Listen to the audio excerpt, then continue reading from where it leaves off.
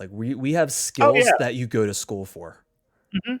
Yeah, no, there was this great video of a like professional Ooh, like video, like a TV. I think he was like a television show producer or something like that. yep, He was yeah. just like, let me show you around the booth, streamers. This is where the audio person sits. This is a person whose entire job is audio. This is where the video switcher sits. Their entire job is switching from scene to scene. This is where the graphics producer sits. Their entire job is producing graphics. Like, yes, and as streamers, we embody every single one of those. Like, we need I to, and it's so difficult. Like, I don't I understand to a certain extent why people go into streaming sort of blindly. it's Where they inherently don't, easy. Yeah. yeah, on the face of it, On it the face seems of it, yeah. very simple, Pop go right? live. It Yeah. Yep, exactly. And this is, to a certain extent, this is why I started, like, I sort of fell into the Twitch tip content. This was never my grand, I didn't like come into TikTok with like a grand plan of like, I'm going to build a following on TikTok, you know? That's a good point. I wonder how many people came to TikTok with the intent of Twitch tips. Not me. Okay, okay. It was purely accidental. Nice. Okay. So what let's get the superhero origin story. So how did you get into streaming, and then we'll move into how TikTok came to be. Mm. So okay, so for people who have like watched my stream before, I think I've answered this question a couple of times, but So good. if you haven't, I have been creating content on the internet in some way for the better part of 10 years. Hell yeah. The very first time I started streaming, I was streaming on Justin TV. Oh, Yep, I had a MacBook Pro yeah. that I would flip around backwards to face the webcam towards my Xbox, Yeah. and I was playing the original Black Ops and Dead Space. Okay. And I couldn't read chat Yep. because I didn't have a smartphone. So my younger brother would literally sit on my bed beside me with his computer pulled up with my stream on it, and he would read chat questions to me. Now, Um, when people say is streaming easy, can anybody stream? Hey, I love those Frankenstein setups. I love mhm. Frankenstein setups. Anyway, go on. Yeah, and then and I like really cared about it. Like, I remember spending like literally stacked boxes Okay. in front of myself so that I could get like the right angle on my MacBook monitor Oh so yeah. that it didn't show too much of the bezel of my TV. So like I like tried to put as much care into it as I could given the general lack of resources that I had. Yeah. Um, I didn't have a gaming PC until 2012. That was when I had my very first like gaming PC. Yeah. Everything prior to that was pure console. Okay. Um, so after I built my gaming PC, I remember people were like playing a lot of Amnesia: The Dark Descent, like, you know, YouTube Let's Plays of Amnesia were like a huge thing. Oh my god, And I yeah. was like, this seems like fun. So I started asking around my office, like, you know, people that I knew were, you know, nerds or, you know, secretly skewed nerdy. And I was just like, would y'all want to watch me play like Amnesia: The Dark Descent? Like, is this something that you would think is funny? And they were like, hell yeah, we'll watch that. So that at that point, I moved over to Twitch. Okay. And I did a full playthrough of Amnesia: The Dark Descent. But the first time that I like started taking streaming semi seriously was actually for charity. Um, I discovered, or I learned of a charity called Extra Life. That's right. Yeah. I've been raising money for them for 9 years, or this will be my ninth, Damn. 10th year. I don't even know. I've been raising money for them forever. And you know, I basically went into it with the idea of like, I'm gonna see what I can do. You know, Yeah. I'm gonna see what I can do to raise money for this cause, because I had very, you know, personal reasons as to why I wanted to do it. Yeah. And like, I fully expected to basically raise $200, probably stream for like 2 hours and be like, Yeah. this is dumb, and I'm gonna call it quits. Yeah. That first year, I raised $1,300, like completely blew every goal that I had out of the water, and was like, all right, I'm streaming for 24 hours. Let's do this. And yeah. so that was the first 24-hour stream I did. And then every year since then, we've repeated it and, started to up those goals every single year. And, it's been an absolute blast. But that was the first time that I've seen like, oh, okay, streaming actually has the potential to do some like serious good. Like it has the chance to be very, very impactful on people's lives. I found that out through Games Done Fast. I couldn't believe like that. But go on. Yeah. And so like then I started to think, okay, well, if I can raise $1,300 basically not streaming at all, just off of like the social network that I had already just made on Facebook in college. What can I do if I were to build a larger internet following? Yeah. What can I do if I can, take streaming more seriously and potentially bring more people into this thing? And then, like most people, I didn't see growth, so I quit. Ooh. Yep. I didn't see growth, and so I was like, all right, well, this is dumb. I'm gonna try YouTube. Like YouTube seems better. Oh, okay. So I started making YouTube videos. I put up a video a week, every single week. I was staying up until like 4 a.m. editing so I could get that like, next day video out the door. Yep. And didn't really see growth there either. Yeah. So I came back to Twitch. It's this dance. It's this dance, dude, where you don't see at least you, I don't know. It's some people spend years on the platform. At least you've been going back and forth and kind of, I assume, testing. Like you've switched up a little bit. You've evolved as a streamer, as we like to say. Yes. And I've started to understand, like I've started to really understand like how social media interacts with itself. Way better than I ever did. That was something that I just fully did not understand. Yeah. When I set out streaming. Sorry, I'm reading chat. No, you're good. Game's done quick. Oh yeah, you answered. Okay. So you've been at this for a long ass time, dude. Damn. Yeah. Now you said you came to TikTok. When did you come to TikTok, and when did you start doing the tips, and why did you start doing the tips?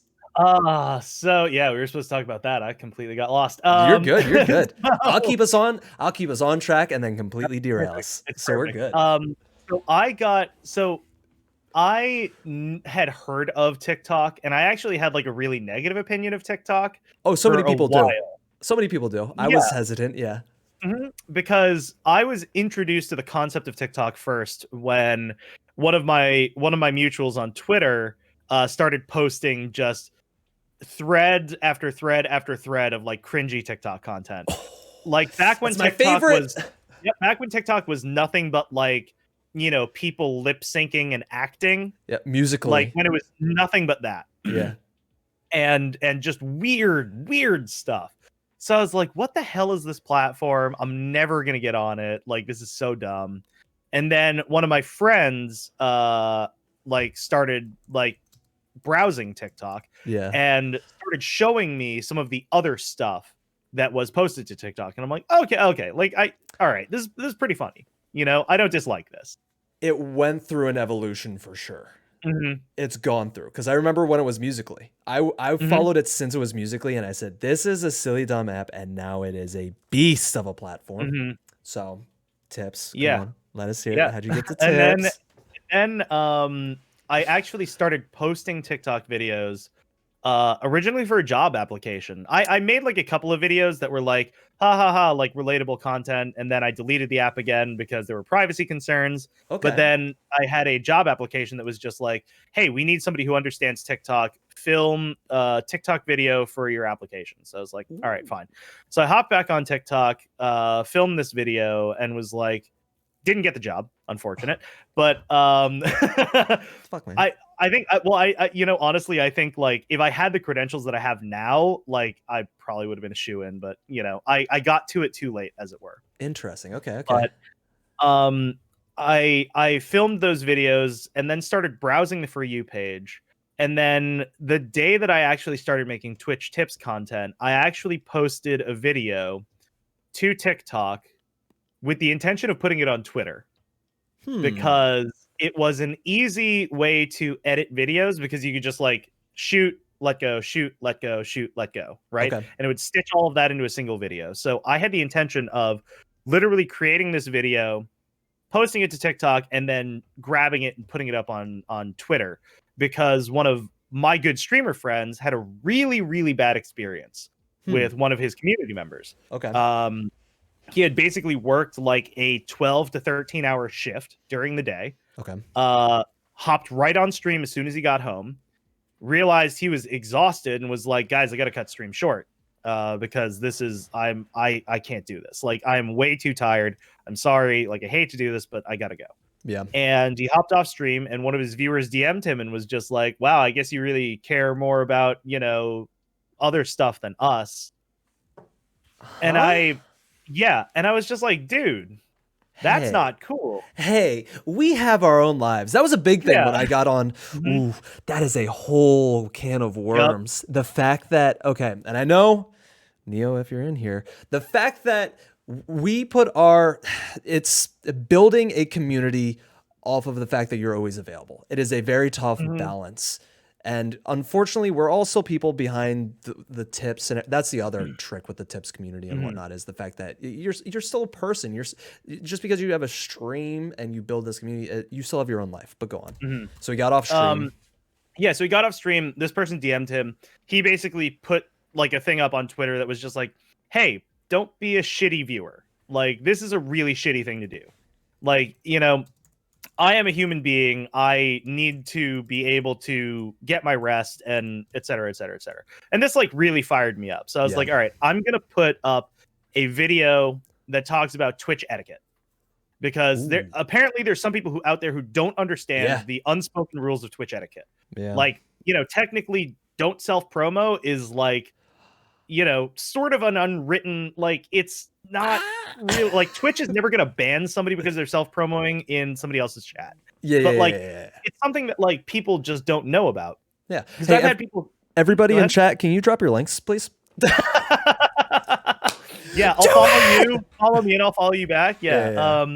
But no, like people would come onto my stream and be like, "Hey, come follow me on Twitch. I just started out." Because I was at the top of a really small directory. Yep.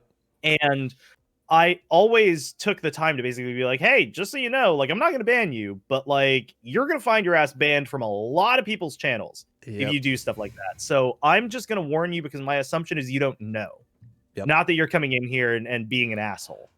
A lot of people don't, and that right there is very big. A lot of people don't know. There's millions of streamers who are just doing it without any research. I mean, it's the whole what I got in with Corporate Brit is the hand holding thing. People just kind of get into it and they just kind of bump along and whatnot. But go on. And so I made like a couple of points about like unspoken rules on Twitch, because I was like, all right, people clearly don't understand this. So so one thing was like, don't self-promo. The other one was like, please don't tell us that the chat's dead. Like, that's just kind of awful. Like, yeah, we fucking know that the chat's dead. Like, if you're a streamer worth your salt, like, you're constantly looking over at the chat bar being like, oh god, nothing's moving. Oh god, nobody's talking. Oh god, I hate everything. I've gotten so comfortable with that. I'm just like, good, everyone's listening. Like I said, I have viewer count off, so as far as I'm concerned, all 1,000 people are here and they're just chilling, baby. They're just chilling. But so the etiquette videos. So that's what I popped off. I posted the etiquette video, and that is where I first understood, like, oh, okay, I just got like 5,000 views and like 100 comments on this video. And I was like, I was literally sitting in a Discord call with my friends, like constantly refreshing my phone, being like, what the fuck is happening? Why is everybody commenting? What is going on? Like, this is insane. Like, stop with the notifications. Like, what is happening? And so I was like, okay, there's something here. So then I put up the next, one of the next videos that I put up was talking about, and again, this is something that I say very regularly in my chat. Whenever anybody comes in and is like, hey, I've been watching you for months and I'm starting to think about getting into streaming. Should I do it? And everybody that I ever watched, the instinctive answer is, yeah, streaming's amazing. It's so cool. You should just start up. Just start up. Get started. Do it right now. And my answer is always, I mean, like, If you saw my TikTok that I did today, it was exactly that. Me always talking about streaming. All I do is talk about streaming. It's everybody in my IRL. When I'm finally going out for the first time in forever tonight to meet some friends, and I'm only going to talk about streaming. And they're gonna be like, "Should I start streaming?" And then my video was, "Oh my god, follow for follow, multi-level marketing, fucking hype communities." But yeah, and even outside of that, like even ignoring all of the predatory aspects of streaming. yep. Even if you were just to start streaming without paying attention to any other social media, right? There is a huge mental health component to streaming that nobody fucking talks about. Everybody talks about how amazing streaming is. Everybody talks about how many people they've met, how cool it is to be able to, have a side income playing video games. What they don't tell you about is those days when the chat's quiet, when your viewer count dips, when you lose followers, even if it's just one or two, if it's just a couple, like that can take your self-esteem and just drive it straight into the ground. So every single time anybody asks me, like, should I get started streaming? I'm like, listen, understand what you're signing yourself up for. You are signing yourself up for potentially having a bunch of late nights, laying in bed, staring at your ceiling, asking yourself why people don't like you, asking yourself what you're doing wrong, asking yourself why all of these other people around you are growing and you aren't.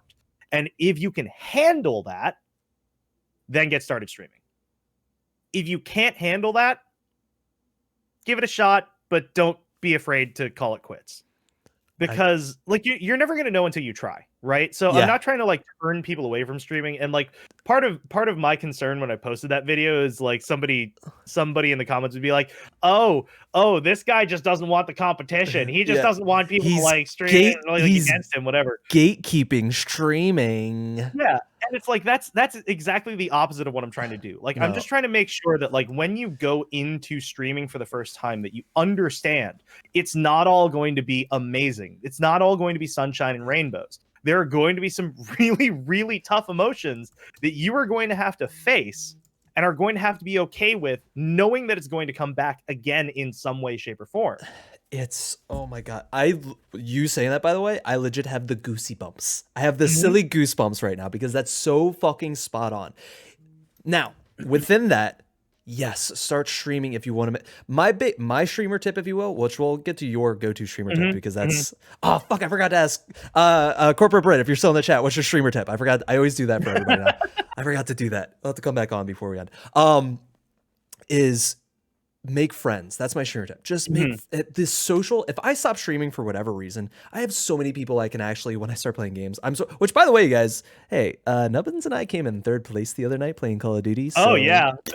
Totally terrified, butt clenched. But yeah, I have so many friends now. I've made so many good relations. I'm in a million Discord servers, but every one of those Discord servers, I can jump in and I can just have a conversation. I've made friends, and that is the gold nugget at the center of all this chaos that is building something out of streaming. But on that end is, and I've seen it with my friends and other streamers, is it's daunting. It really takes a toll, and that sucks because games, and I've said this a gajillion times, that's why I don't play games on stream, is this is an outlet that should be fun. This should be something that you can build on the side maybe, or even go full in, but still be having a good time with it. You can make it a business, but streaming, I think, inherently should be an enjoyable pursuit, if that makes sense, right? Yeah, no, and I completely agree. Like, if this was actually asked of me yesterday, I think somebody was like, what's your number one Twitch tip? And there you go. Let's hit it. What's your streamer tip, your go-to? My number one streamer tip is to never lose sight of why you got into it in the first place. Ooh. Because there are going to be times, and it can be in a positive way, it can be in a negative way, right? But there are times where you see massive success overnight, or you don't see any success. And it's important in those moments to readjust your mentality, to remind yourself why you got into this in the first place. Everybody's motivation for streaming is different, right? Like, some people want to just be a hobby. Some people want to make it into a career. Some people want to make it into this or that, whatever. Yeah. But whatever your justification, whatever your reasoning for streaming, make sure that you don't lose sight of that. Because when you do, it is so easy to start losing your way. The people who see overnight success, like overnight instant success, they are, going to launch a merch line and sign on every sponsor they can, and try and lean into that super hard all of a sudden. Yeah. And they lose the soul of their stream. They lose sight of what they were doing in the first place. So people started watching because they liked what it was before all of that other stuff. Damn. So you cannot lose that essence of your stream just because the numbers go this way or they go that way. Bouncing off of that then, so say you've been at this for a while, or maybe you do go viral. In what sense, maybe for you, what's your definition of a small streamer? Do you use small streamer? Because I know everyone kind of has their own feelings about the phrase small streamer. But you can kind of correlate what you said with the fact that if you go viral, you're no longer a small streamer, so you have to act a certain way. Because, for example, if your chat is popping the hell off and you can't keep up, you are you have to be a different type of streamer for that. I mean, you can still have your core value, yes, but I'm interested. What do you use small streamer? What are your whole thoughts on that? So, I've literally asked people this before. I have posed the question to chat. Where is the line? Yeah. Where do you draw that line of everybody below this line is small, everybody above this line is big? Because I guarantee you're going to get 20, 30, 50, 100 different answers. Oh, yeah, 100%. Because it means something different to every other person. Yeah. There are probably people who view me as a big streamer. I don't view myself. I was nervous to message you. I'm not gonna lie. Aaron can tell you. I was just like, oh my god, he probably thinks I'm an idiot. Oh my god, he has so many cool fans, or his community is so fucking cool, and it took me forever to hit it. So yeah, you're famous basically. But I don't view myself as a big streamer. That's the thing. Yeah. I don't so. To a certain extent, I guess it's not that I don't use the phrase, because there are people 0 to 3. There are people who you can definitively classify as a small streamer, right? Yes. If you take the bell curve of all streamers on the platform, right, and you look at the two end points, right? You can definitively say that people streaming to 0 are small streamers. You can definitively say that people who are streaming to 10,000 are big streamers. Everything else in the middle is gray area. Yep. Agree. I personally view small streamers as someone who can still keep up with chat. That's been a big thing recently, is I've been hearing a lot of people say just that. If you can keep up with chat is the thing. Keep up with chat is a small streamer. And but you have tools like slow mode. So what's up, Cash? Does that still apply? Then if somebody couldn't keep up with chat on Tuesday, activates a 30-second slow mode, and now they can keep up with chat, have they suddenly upgraded themselves or downgraded themselves from a big streamer to a small streamer? Even if their concurrent viewership remains exactly the same. I didn't even think about that. Holy shit. Okay, yeah, okay. That puts a wrench in the whole thing.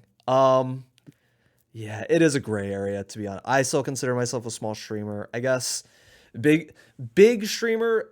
Everyone is mid. What is a partner streamer? I mean, McQueep.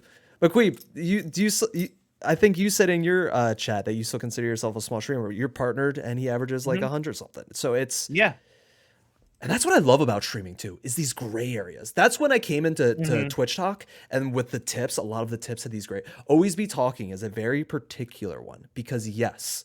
So many people go, I can't always be talking because there's no one to talk to. What seems natural? And those gray areas of streaming, I thrive in. I love it because it creates discussion. Well, and what's really great about that is open to everybody's individual interpretation on how they want to do that. Yeah. There was a user that we did an account assessment for on Sunday who, props to him, because he was streaming off of terrible internet, and a gaming laptop from a basement. Dude was doing the absolute best he could with what he had. Yeah. And when we talk about when we were talking about always be talking, always be saying something while you're playing a game. He was playing Black Ops. This is how unique it was to me. He was playing Black Ops and was literally adopting the role of his character in the game. So he was yelling at his NPCs like, push up, you know, they're flanking left, they're flanking right, not clear, don't, you know, whatever. And that was like really interesting. Yep. Because I've never seen somebody do that with a Call of Duty title before. Yeah. So it doesn't always have to be like, oh, I'm gonna go over here, I'm gonna pick this item up. Okay, the stats look good, blah blah blah. Like I'm gonna do this, I'm gonna do that. Like you can find a way to interpret what always be talking means. And it's going to mean different things to different people, and how they interpret that opens up a lot of room for creativity. Oh yeah. Perfect example. That's gray areas. I'm pumped. I'm fucking pumped. Oh man, I love it. I love pushing those boundaries like that, because so many people were stuck in the fact that you just always, and I think corporate bird, I think, was talk to chat. That was kind of a joke. Real quick, I think my streamer tip was build resilience. Secondly, be true to yourself and what you actually want out of it. Okay, that will be the clip. That will be the clip. Corporate bird. But yeah, the people were dying on the always be talking thing. And I honestly, my favorite streams are music streams and art streams. I love those vibes. And there's barely any talking. And if there is talking, it's kind of one-offs or a little bit, but it's mostly just chilling out, maybe listening to some DMCA music, you know, breaking the law, breaking the law. But yeah, damn. But like that, that gets onto another really important point, right? Is that you are not, as a content creator, going to be able to create content that satisfies every single person on Twitch. It's not possible. It's not possible. And if you go into streaming thinking I'm gonna get everybody on Twitch to watch me, quit. Like that is, like you are never going to make that kind of content. Because, you know, for as popular as Ninja was, I'm never going to watch the dude because I don't give two shits about Fortnite. I think it's a trash game. Yeah. So, like, you know, if people enjoy watching Fortnite, cool. Watch Ninja. I can't stand the game. So he's already going to miss out on some subset of people who can't stand Fortnite and what it represents. Yeah. So, like, you can't say, like, oh, everyone on Twitch is gonna watch me, because fucking like 99% of people on Twitch are not going to watch your content. Even the number one streamers out there, 98% of people are not watching their content because they don't want to, because people don't want that environment. Some people literally go onto Twitch just to have that one-to-one connection. Yep. You and the streamer, like they feel like they're having a conversation with another human being. Yeah. Like, try to go into XQC's chat and feel like you've connected with XQC. Like, tell me that you can do. You can't. So those are like bizarre beasts. Yeah. Yeah, but like different people watch Twitch for different reasons. Like this gets back into that whole, like, you know, girl streamer, boob streamer, whatever. Like people want to watch an attractive female play games. Cool. They are not my user base. Yep. If they only go onto Twitch to watch ST Peach, you know, whoever, drop whatever names you want here. It doesn't matter. It's if they are going and watching those people, they are not my audience, because they don't want to watch me as I am play anything. You know, a big portion of it, and is the hardest part, is making the content that begs to be watched, and then they come to your streams. It's the TikTok thing. It's that mix of, obviously you want to help streamers with the tips and everything, but you have to bleed yourself into those and make people want to watch you. And then I think that an example kind of goes with the fact that esports players have big audiences because they've built their brand from esports. People will watch them play the game. Like they're always just like, oh well, if people are watching them, and it's like those are exceptions to the rule, but they've already built something off of the stream. They were playing professional sports. Also, real quick, Jay, if you want to do Q&A, just you can drop it in the chat. I did do, you guys, and I forgot to do for corporate as well. I have Girl Thulu. She did do a joke question. I put out a TikTok that said if you guys stitch it out, we'll put it on. Girl Thulu was the only one. It's probably because TikTok hates everybody right now. It's not pushing anything. But if you guys have any questions, please at me or Nubbins in the chat, and we'll grab those questions. Oh, I kind of want to know what this joke question is now. If Girl Thulu is saying no, I really want to know what this joke I'm question playing is. it. You know what? We're gonna jump. Everybody, get your questions ready. I'm gonna jump to Girl Thulu's video because I have it in watch party. I'm gonna change us over to here. We're really small right now. I'm sorry, everybody. These are fine things that are fine.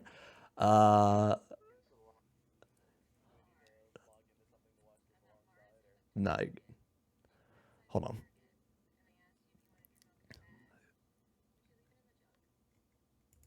Okay. Do you have a stream up by any chance? Okay, I can replay it. So we'll replay it. All right. Let me know if you have the volume on. Okay. Oh no, it's not. To Mars. And that Mars had a Target. And you went inside the Target and they asked you if you wanted your milk in a bag. Would you leave it in the jug?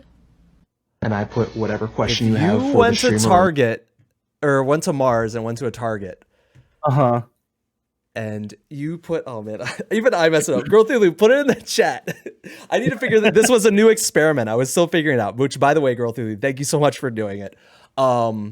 If you go to Mars and you go to a Target and you get milk and you go to the cashier and they say, do you want a bag? Do you put the milk in the bag or leave it in the jug? So it's like, it's a joke. Does the milk jug have a handle or is it a carton? Ooh. That's going to be the determining factor. I'm hiding. Because if it has a handle, then like I'll just carry it. If it doesn't have a handle, give me a bag. I think, and we're also, the joke is like a literal Target bag, like 2 handles, like pour it into the bag. I think is the kick. Oh. It's a thinker. It's a full size thinker. But like, see, you say that, but then like Canadians buy their milk in bags. So I know. like, I found that out, and I went, "What are you doing?" Yeah, I learned that Canadians have their like some places in Canada have milk that comes in a bag, and then they have a special jug that they put the bag of milk in so they can pour it. And I'm like, Yeah, that seems like some extra steps. Yeah, I don't like it. Oh my god, when 2 kings talk on the same stream. What's up, Decaf? Stop it. Okay. Sorry. We always adding chaos. Like I said, we have fun. We have fun here. But yeah, Jay, I don't know if you saw, but yeah, if you want to jump on or just drop a question. Anyway, what's the difference between self-promo and just talking about being a streamer? I get uncomfortable talking sometimes because that's the only thing I can talk about and don't want to really self-promo. How do you feel about that, Nubbins? So again, going back to the idea of gray areas, like that depends on the streamer and your relationship with them. So like let's put it this way. I know that like for me, right, because I can only talk about myself in these regards. Yeah. If you are like a person that I know that I see in my chat regularly, who comes in and is like, hey, just like that hangs out in chat and is a meaningful, let's say productive, I guess, member of the community, then if you come in and you're like, yeah, I had a really bad stream earlier, everything wasn't working, so I'm just gonna chill out here for a little bit. Yeah, I'm not gonna like jump down your throat about that, but if you are that person who comes in and I'm honestly pretty lenient about this sort of thing because I know of at least one person who does this really regularly, but who just like comes in, like says hi, I ask how you're doing, and you say, great, I hit X number of followers today, and then dips. That's a different context, right? Because like you're not like hanging out, you're not being a member of the community, you're not talking with other people, like you're just basically coming in and saying like, hey, I'm so hyped up because I hit 200 followers. I'm gonna be like, oh, all right, cool, congrats. And I'm not gonna like delve into it. Whereas if you are like a person who regularly hangs out, who I talk to on a regular basis, and you're like, yeah, I don't know, stream was just like not really working out for me today, like, so I'm just gonna like hang out and chill. I'm gonna come in and be like, I'm gonna be like, what happened? Tell me about it. Like what was going on? Like what were the symptoms? Like tell me how I can help you fix this. You know? So like it's going to vary streamer to streamer, and it really depends on your relationship with that streamer. But I think it's safe to say that like if you are known in the community, if they know who you are, you hang out there regularly, they're probably going to be a lot more lenient on you for saying whatever it is you are intending to say. Because, as a streamer, I understand that like your stream does affect your mood. So if I ask you how you're doing and you had a terrible stream, you can tell me like, I'm in a terrible mood. I had a really, really bad stream. And I'm not going to like ding you for self-promo. Like, here's a great example, and I'm going to toot my own horn, and it's because I put in the work. Decaf, I think we all kind of did it in the beginning. It's you either realize it quickly or you get called out for it or people ignore you. I think it's great to say, hey, watch with there's a science to it. But Here's the kicker. I've been spending a lot of time with the creators I love, and I will show up to their streams and they will go, how was your stream? How are your interviews going? Because they know what I do. Like I went into John C. I forget. John C. Stout or something like that. Another Twitch creator. Yep. And he was like, yo, dude, because I found out he did podcasts. And he's like, yo, dude, how are the interviews going? And basically he was asking about my stream. He went out of his way.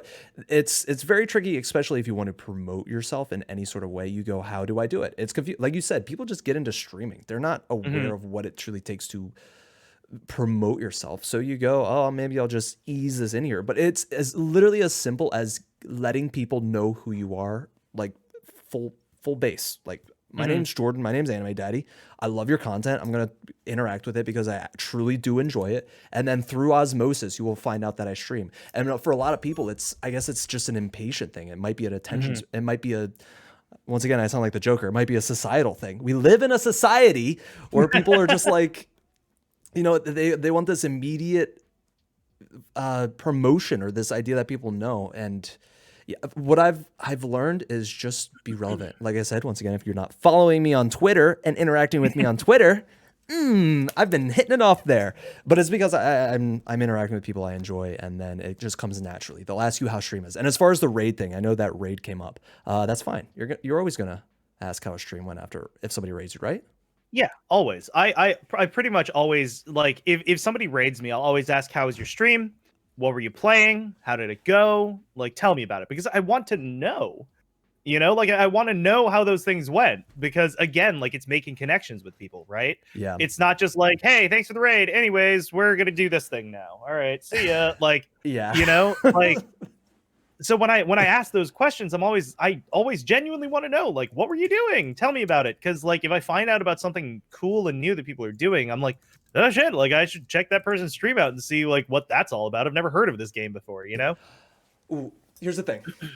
If you spend time with more streamers, you will realize when it's okay to talk about certain things. Like, everybody should know with me, it's fair game. I literally ask people to drop their links as a joke, but I'll be like, hey, everybody, let me see those links, babies. And they'll drop, like, I am a very easygoing streamer. If somebody comes in and trolls me, like I have a bunch of people literally come in through YouTube with names like Obi-Wan Can Blow Me, and then I say the name out loud, and then I go, "What's up, dude? That's a hilarious name." And they go, just going around YouTube having people say my name, and I'm like, fucking love it. But other streamers don't want that. They don't want to see that shit, and it's your space.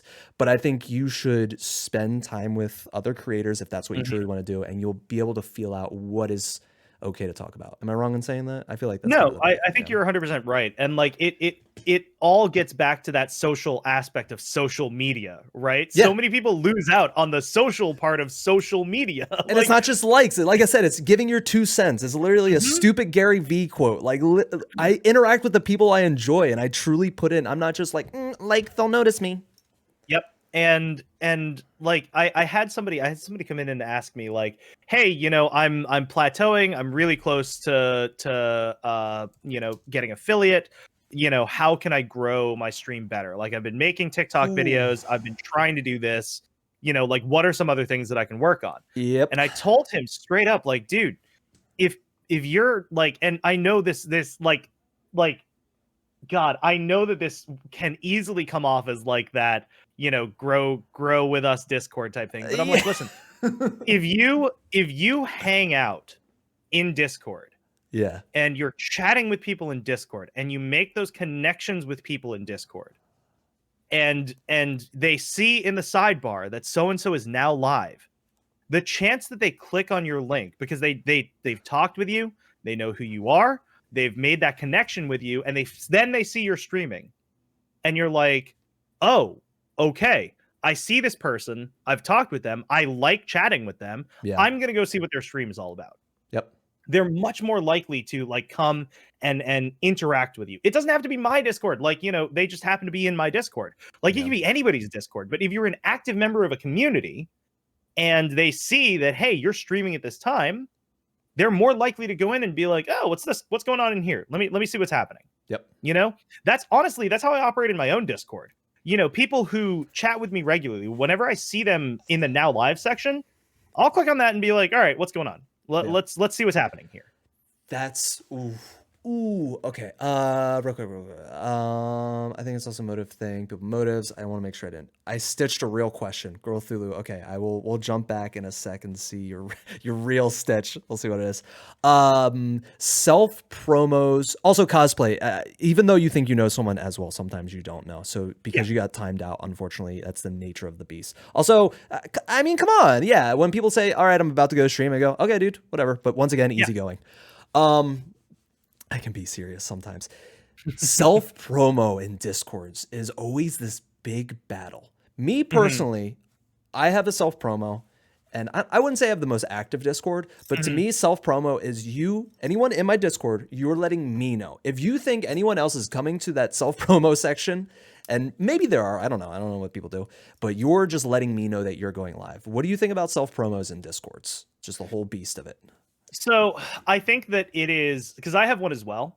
It is role restricted, so you need to have reached a certain level of interaction within the Discord in order for you to be able to post in there. Or I think it's actually open to subs as well, but whatever. I literally just copied like another thing's I was about over. one of the communities I was in. Fama, shouts out Fama, love you, man. Got my whole start. He started basically a support community, but there were good intentions. We realized it wasn't blah blah blah, but he had a self promo, and then we realized people were just coming in to drop their links, and then he put a leveling system on, and then it kind of curbed it a little bit, and then it still got wild. So, but go on. Yeah, and so the whole idea was like you need to have been an interactive member of the Discord in order for you to be able to do that. And it's as much a prevention method of people hopping the Discord, hitting self promo, and then never saying anything else. Yeah. Because when things started to take off on TikTok, people started coming into the Discord and doing that. Yep. And I was just like, all right, we got to put a stop on that right now, because that is not what I want this Discord to be. And it is as much like, I guess it is as much like a guidepost for people. Like, hey, if you're not talking. Nobody's going to care about you, and that means they're never going to check out your stream. So like I guess I'm like kind of saving them from themselves a little bit. Guideposts is you're guiding them. It's still not gonna like put them in the right mindset, but that is exactly it. It's still a guidance like, hey, you should be interacting, but some people just don't get it. Yeah. And that's fine. Like, you know, not everybody's going to understand, right? Like, you know, whenever I get back to that idea of like, hey, streaming's not for everybody. Not everybody's going to get it. It's not easy. And, you know, there are some people that just aren't cut out for it. Like, this is one of those things where like, hey, maybe you're just not quite cut out for this. Like, if you can't distill the information, because there's a lot of resources out there. Yeah. If you can't distill the information and apply it to your own stream in a meaningful way, then sorry, this whole Twitch thing just might not work out for you. And that's not a problem. Like, I always try and like reiterate, like, that's okay. Like, Twitch, if Twitch was all streamers, Twitch wouldn't exist. Right? Oh, okay. Let's think about that. If every single person on Twitch was a streamer, okay, Twitch as it exists would not be the powerhouse that it is. Yes. Twitch needs viewers. Twitch needs people who literally just go on to watch content, whether it's because they're not comfortable streaming, whether it's because they have zero aspirations to stream, whether it's because they keep telling themselves that they're going to stream but they never actually get around to doing it. Like, whatever the reason, Twitch needs viewers. This actually gets back to that whole like you know, follow me and I'll follow you back thing, and I don't respect people who don't have a high follower count. Like, not everybody can be a mutual, okay? On social media, not everybody can be a mutual. Like, if you want your For You page to be nothing but like the random shit from the thousands of people that you have followed, and I feel so bad, but that's true. Is like, the For You page is already a mess. Like, but go on. Sorry. But like, my whole point is that like, not everybody can be a mutual. Not everybody can be a streamer. People like, these social media platforms thrive on people who just consume content. And that's okay. That is what makes Twitch. It's the same with YouTube. It's the same with Instagram. Like, not everybody, just because you can do it, doesn't mean that everybody should do it. Yes. And that's a hard pill to swallow. because once again, it's inherently easy to stream. So, and that's the weird gamification that Twitch does to itself, though. I think I had this conversation with McQueeb, is the fact that people go into streaming, it's for games, they gamify it. You hit affiliate, you can start making money, you can monetize. Ooh, shiny gold. I can start making money. Maybe I can turn this into something. And then you get wrapped up in these communities. And I was subbed to 30 people when I first started streaming. Hey, that's a lot of money. Can't do that. So it's a very weird Ouroboros of situations sometimes. Yeah, and that sentence just left my brain. Never mind. You're good. I had a point to make, and I don't remember. You're good. What? My nosses. Where'd my nos can go? I think my nosses. My 4 cups of coffee. It's usually about this time. I'm just like, all right, baby, let's get going. We gotta keep amped up. Let's bring up Girl Thulu's. Hold on, this is gonna probably scream at me because it's TikTok. Anybody, if you have any questions in chat, Nubbins, if you wanted to talk about anything in particular, I'm gonna take. I actually did see a question from McQueeb. Okay. Yeah. So, am I right in saying that you've slowed down on channel reviews? Yes. To a certain extent, because once we started doing it in a live format, I realized just how much context I was missing out on a lot of people's channels. I had a couple of assessments that like people have been waiting for a while, and I did them, and like one person, I was just like, I believe it was Professor Frags. I was like, hey, your lighting's super inconsistent. Like, come on, man. Like, you got to work on the lighting consistency. Yeah. And his response was like, yeah, we're moving apartments because my apartment is a health hazard because of black mold. And like, if I had known that, I wouldn't have been like, dude, your lighting consistency. What the hell, man? What gives? You know? So I felt like an asshole. Like, I wasn't like being mean about it, but like, it was the same thing with Space Mermaid, I think. Like, I was just like, yeah, your lighting's inconsistent. She was like, yeah, I was moving my entire setup from one room to another. So like, when I missed out on that context, I was just like, God, I look like such a dick. Like, you know, criticizing somebody for like their lighting not being consistent because they literally have it in boxes because they have to escape like a toxic, like health hazard living situation. Yeah. I come off like a douchebag, you know? So when I like had those couple, I was just like, like there's something about the live environment that just works so much better where I can be like, hey, what happened between these two streams? Yeah. Like, why was your lighting like this in one stream and like this in another? Like, please let me know. And they can respond and tell me like, oh yeah, like I was packing up all of my lights because I need to move out of my house. Then I'm like, okay, I'm not going to knock you on that then. Like, I'm not going to sit here and say like, lighting consistency. We talked about this, you know? So yeah, like I started to feel really uncomfortable in saying things and not allowing people to have the opportunity to respond to me, and then having that piece of content live without context in that isolated form forever. Yeah. You know? That is so spot. I didn't even think about that. And that's another. Okay. Not why I don't like stream reviews, why stream reviews are very tricky. And personally, as a streamer who's been doing this for a while, stream reviews, I'm personally just over them. It's like, yeah, I get it. Like the bar on the right should be match the same color code, you know, screw me, whatever. Sorry. Small shit. Like, it's all super subjective. It's subjective because for the longest time, and still now, I don't look at panels unless I'm forced to go there to find a link or something that I want. So stream reviews for me personally are super subjective, which is fine. People want to do that. And then it also gets tricky with the fact that people kind of just want to be on the show because you're gaining an audience. And it's this like snowballing effect of it's a very easy thing to it gets grifty with.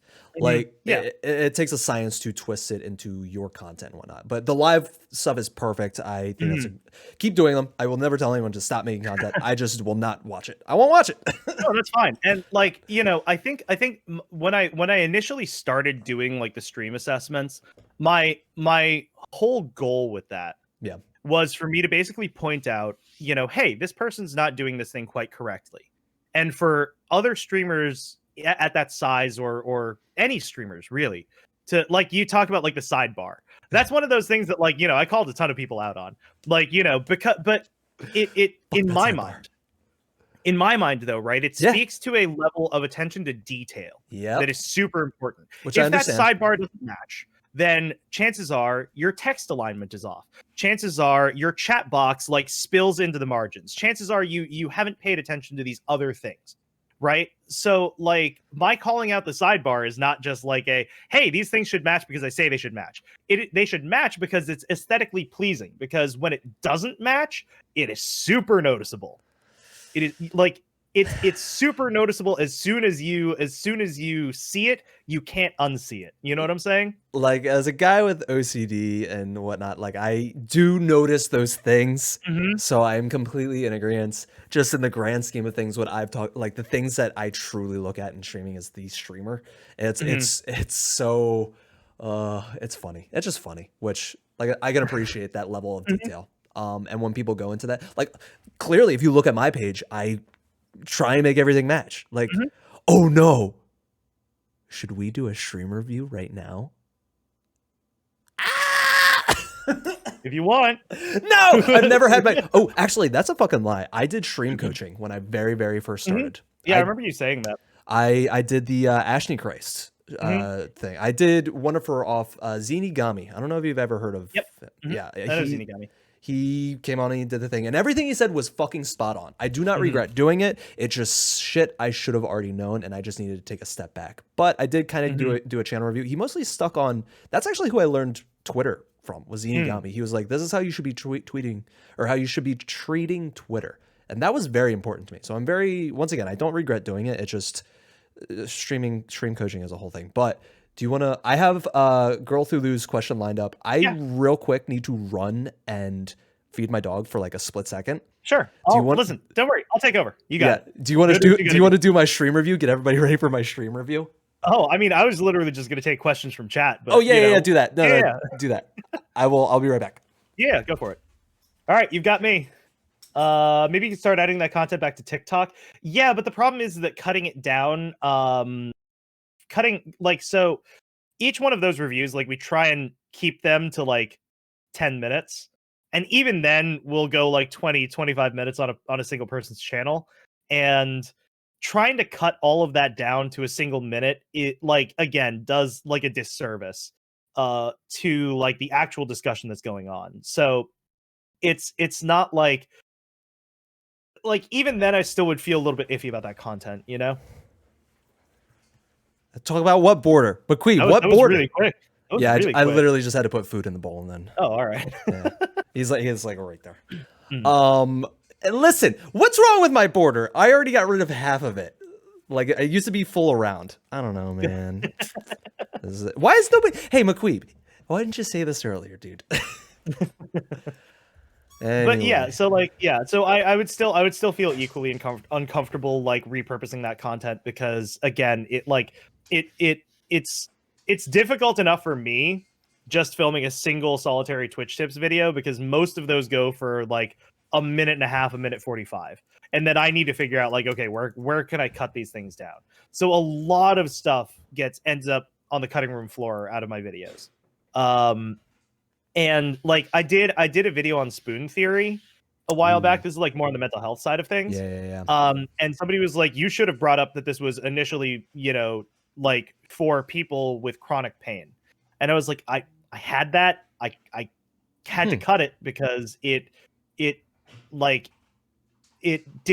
the one thing that I could cut to get this video down to 60 seconds that didn't like fuck with the continuity of the whole video. Yeah. And like I wish I could have talked about that context. I like had a whole like bit about the origin of spoon theory and like where it came from and what it was used for and how it's being used now.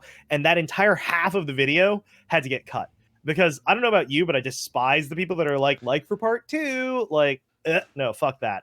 So, like, unless you're giving me part 2 like minutes after part 1, I don't care. I'm not gonna watch the second part. I don't give a shit. Sorry, part 2ers, it doesn't work as easily as you think it does. So, okay. Well, we're gonna move over to watch party real quick. I'm gonna bring it up if you want to bring up the stream and turn on some volume. Make sure everything's gotcha. Ooh, look at that guy. Ugh, why does he look so angry? Jordan, why are you so angry looking? Easy, killer. All right, you ready? Oh, is it? Nope, it's not playing. It doesn't have sound, Jordan. It doesn't have sound because you muted the site. You One silly goose. watching you right now. As an anxious person, how would you recommend setting boundaries with your viewers? And what's the line between entertainer and friend? Streamers. Did you hear that? Mm-hmm. Okay. Whew, yeah, that's a tough one. That That's is. a really, really tough one. Because I struggle with this as well. I have a to be honest with you, I have a lot of people, like I have a lot of problem like disappointing people. I have a desperate need for everybody I've ever interacted with to like me. Oh no.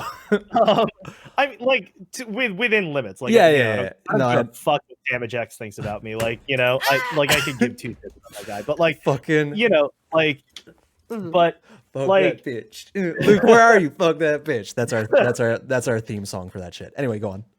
but like, I really, really like it bothers me when people have like a negative opinion of me, like that I care about, Yeah. you know?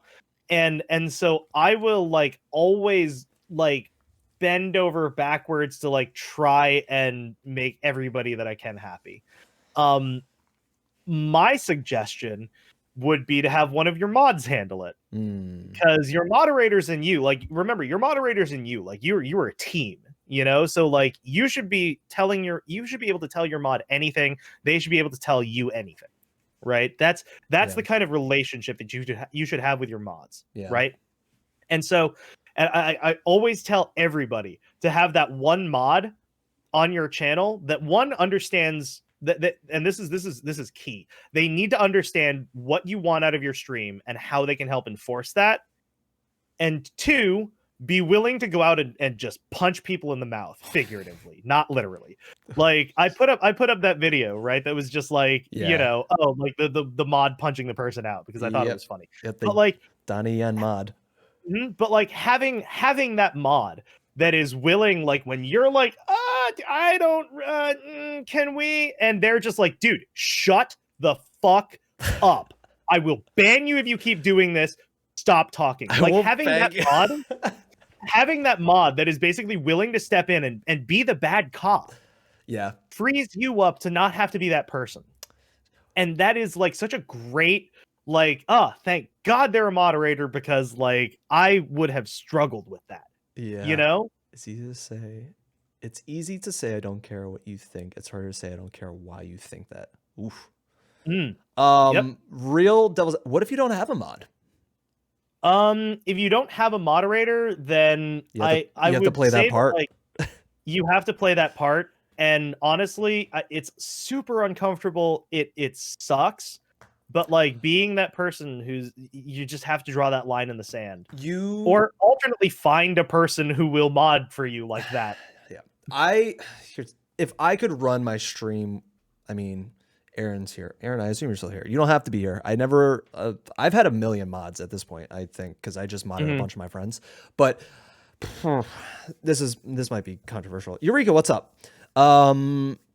I should be able to run my stream without my mod. I should know what space I want to build on my stream.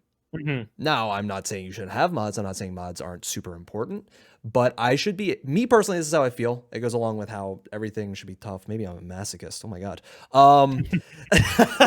I am 100%. I should be able to know how I want that stream to go. If someone comes into my chat and they say something that, luckily I know how to sort of twist those things. Like I've had people come into the chat and be like, for lack of a better example, my dad passed away today. And I go, oh shit. I'm not, if you guys haven't looked at me, I'm not great with mental health stuff. I'm too much of a silly goose. I do what I can. I go, that's terrible news. The best I can do is distract you from it. I know that that's a space I try and create. We're going to create discussions to take your mind off of it, but I can't talk you through it because my name's Anime Daddy. Like I try and turn into like, I know what space I'm trying to build, and it's that sort of sense. I think if you don't have a mod, you kind of have to know, and you do have to play that bad guy sometimes. And if it means losing a viewer, unfortunately, then maybe that wasn't your viewer, you know? Yeah. So, and to your point, Girl Thulu, yeah, I understand, like, you know, wanting to have your Discord DMs open so that like people can message you stuff. Yeah. I had a viewer like come in, and I had one viewer literally harass me daily with invite links to their Discord. I just ignored them. I had another viewer like messaging me daily being like, "Hey, can we hop on like a call? Can we hop on a call? Can we like hop on a call? I just want to like chat with you. Can we hop on a call?" And luckily I am such a busy, like crazy person that I'm like, dude, I don't have time. And that was like a good enough excuse, but like, yeah, like again, having those mods, ideally the mods that are in your chat ought to be modding your Discord as well. Let's I guess that's a link in that chain that I forgot to talk about.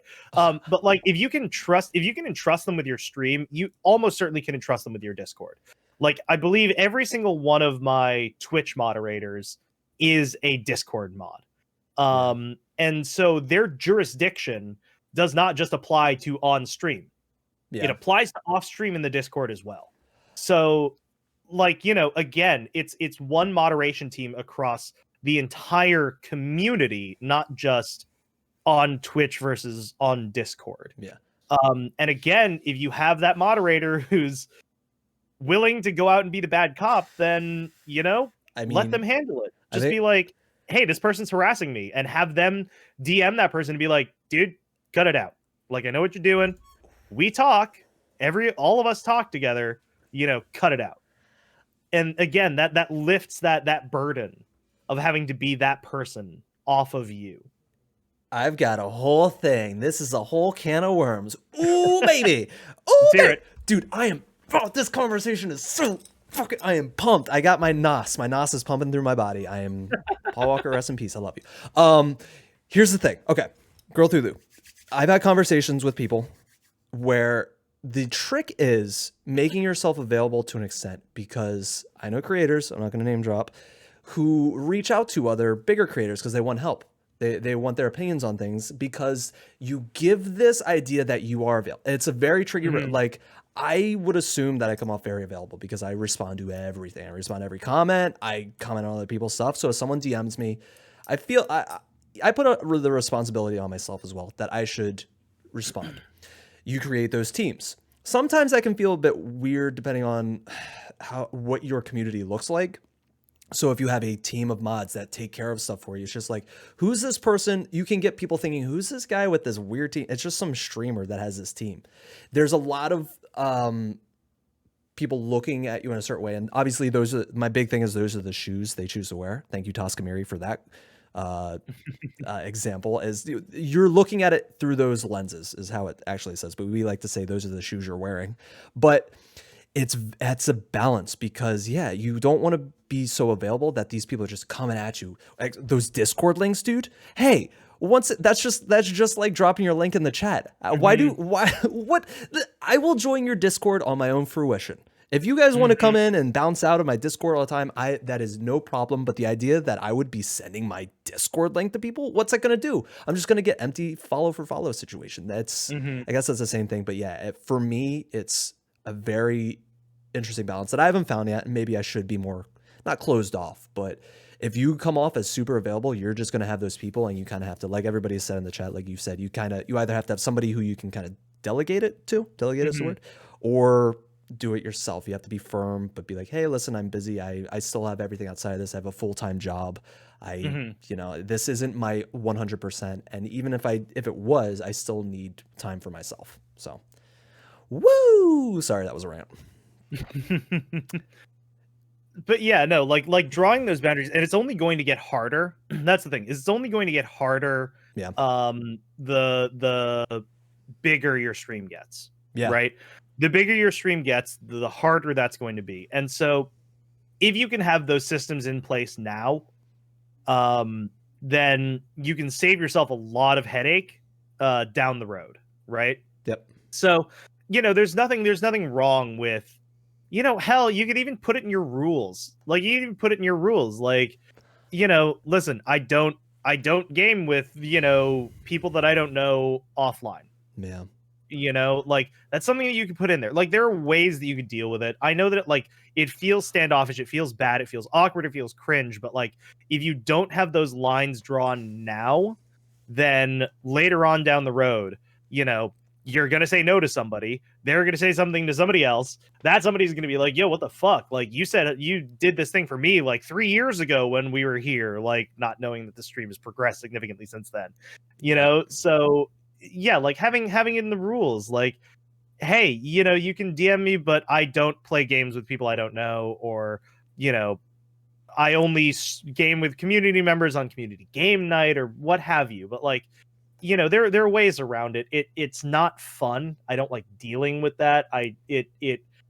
It's just as like painful and cringe and all that, you know, to me as well, you know. So I feel your pain. Also, how many people actually read the rules on a channel? I just want to bring that up. What's the over and under? Not that many, but like, you know, but then when the moderator, but that's the thing, right? The rules aren't there to be read. The rules are there so that when the moderator comes and like tells you to stop, they feel like it's right there. Yep. Yeah. It's right there, and you accepted the terms of service coming into this Discord channel. Yeah. And if you didn't read it, it's your own damn fault. Yeah. Yeah. Man. Damn, that got me pumped. Cutting that availability amongst other streamers and creating that community. And like you said, as you get bigger, you will have to become more closed off. And that's so, for me personally, that's very bizarre because all of my interaction has come from making really close connections with other streamers. Ooh, I guess that bounces into that conversation of the viewer streamer thing. I want your opinion because I've been asking everybody, because that's the thing is when everything quote unquote opens back up, do you think streamers will be converting to viewers? Do you think viewership will drop? What are your whole thoughts on life resuming per usual if it does, if we assume it will? I mean, I have to hope that it does. Otherwise, yeah, I want to go to conventions. I saw your Let me be honest, real quick. Sidebar: when I saw your convention photos, you are definitely a person who I would find at a convention and just latch onto. I'm a convention leech, and I'd be like, "Yo, dude, what are we doing today?" And you're just like, "Easy. I'm gonna get a hot dog, bro." Anyway, go on. No, like I love conventions. Like I love meeting people in person. Like. Oh god, I told this hilarious story on stream. I'll retell it here in a little bit, but you're good. No, I love conventions. Like I love meeting people in person. Like being able to put a face to a username is like so cool. Yeah, you know, I really like that. You know, so like, you know, I'm all for like I cannot wait until conventions open up. Like literally that moderator that I tagged, like she and I, like we will like DM each other and be like, when can we hang out again? Like I miss hanging out with you. And like, you know, we live in 2 different countries on opposite coasts, but like we've done it a few times. Like we've hung out together. Like I'm looking forward to the day that I get to hang out with these people again. Yeah. Because I miss that. You know, the extrovert in me is just like I crave that kind of like hanging out in person again. You know, so like, you know, I have to hope that conventions are coming back someday. Otherwise, there's just no hope at all ever. And like that's I don't know. We're assuming they open back up. But what do you think is going to happen to Twitch viewership, streamers and stuff, and all that good? Analysis. It's an interesting question. Yeah, I think that there's going to be a handful of people. I think the number of streamers is going to decrease a little bit. Okay. Because all of those people, specifically all of those people that started streaming in quarantine because they had the freedom to do so, didn't see any progress. Now going back to working full time and having a commute. All of those people are going to be like, you know what, fuck this thing. You know what, it's not going anywhere. It takes up so much of my time. I barely have time to like get to work, come home, like scarf down a quick dinner, and then hop on stream. Like that's too much stress. I don't care. I'm done. Yeah. That being said, though, I don't know that viewership. I think it'll take a hit, but I don't think it'll be as big a hit as people are expecting it to be. Okay. Because I think to a certain extent, a lot of viewers have made watching streams a part of their day. It's true. And barring people who, you know, have like a really locked down sort of work environment that they can't keep a stream up, like tabbed and like minimized on the side, like I think it's become so much of a routine for some people to watch or at least listen to streams while they work now. Yeah. That I don't think people will immediately like snap back to like, okay, well, back to the office. Time to never watch this person or listen to them again. Right? Cut all ties. That's like such a 180. Like that is so difficult, especially like literally after like pretty much a year of doing that. Right? Like it's not so easy for people to just like 180 on that. So I do think that there will be a bit of a dip. I don't think it's going to be like the end of Twitch as we know it. That some people are probably like, I'm sure there's somebody out there saying it. I'm not seeing anybody say that, but I'm sure somebody out there is saying it. The only reason anyone says the end of Twitch is when Twitch does anything. Twitch will literally be like, hey, we have a new emote, and be like, it's ending, we're jumping platform, we're going to YouTube, and nobody will do it. Never anything. happens. It never fucking happens. Like, stop lying to yourself. It's just like my new favorite thing is everybody shitting on COD because it's broken and they're going to Apex. I'm just like, you guys, like, we get it. Like, if this is your whole shtick is like, ugh. Stop hating on the platform that you use every single day. Stop, like, companies make mistakes, and maybe they're not mistakes. Like the whole, I'm sure you saw the brand score thing. People thought they thought it was a Black Mirror episode. I'm like, no, this is a good thing. It's so ads can be truly targeted, so you can make more money. In theory, if they do it correctly. In theory, so I have kind of mixed feelings on that. Ooh, okay. A little bit. Let me hear it. So I'll preface this by saying that I come from like a digital advertising background. Ooh. So I've known about brand score for like ever. Like this is nothing. Like this is nothing new for somebody who's worked in digital. Okay, yeah. Because every website has a brand safety score, and those brand safety scores are tabulated by Google AdSense or fucking Bing ads, whatever. I don't. But like Google AdSense, for example, has a brand safety score for every single website that it's populated on. Yep. And you can target, Disney safe. It's called Disney safe. Like what websites would Disney not have a problem showing their ads next to? Yeah. So this is like not a new concept for me. But there's a fundamental difference, I think, between brand safety for a website and brand safety for a person, if that makes sense. And my issue with brand safety is that, and to a certain extent, I dislike the way that it's being done, on some of these websites as well, because like, I don't like the idea of not knowing our brand safety score. I don't care if we have a brand safety score. Ooh, I care that we don't know how it's being used. Like if it was purely for advertising, then fine, whatever. Like I get Trojan ads in front of my stream sometimes because I'm listed as a mature streamer, and that's the only place where they can probably, show their ad, and that's fine. I don't care. But like if, for example, someday, maybe this year, I were to apply for partner, and they're like, well, you've met all of the requirements, but your brand safety score is PG-14. So we're gonna hold off. Interesting. Then does it become more of a problem? Yeah. There's a lot of opacity around how it's being used, and to say nothing of the fact that there are inherent biases that get built into a lot of these algorithms that people don't take the time to address, right? Yeah. So, somebody could absolutely, get dinged on their brand safety score for being a minority or being, a female or being LGBTQ, right? Like, I don't know if Unstable Pisces is still here, but like, love the dude to death. Absolutely adore the guy. Yeah. He says the word gay a lot for good reason, right? But if somebody's tabulating brand safety score and they keep hearing gay, like, is that not going to potentially get dinged by an algorithm that's written by a heterosexual individual, right? Like, is that brand safe? Is that not brand safe? If somebody doesn't want to, for whatever fucking reason, again, this is not the views that I have. I'm just saying hypothetically. But if somebody like didn't want to advertise on LGBTQIA content, gross, like, how does that factor into so we don't know how these things are being assessed. We don't know how this algorithm works. It's completely opaque to us. And so we don't know what goes into it.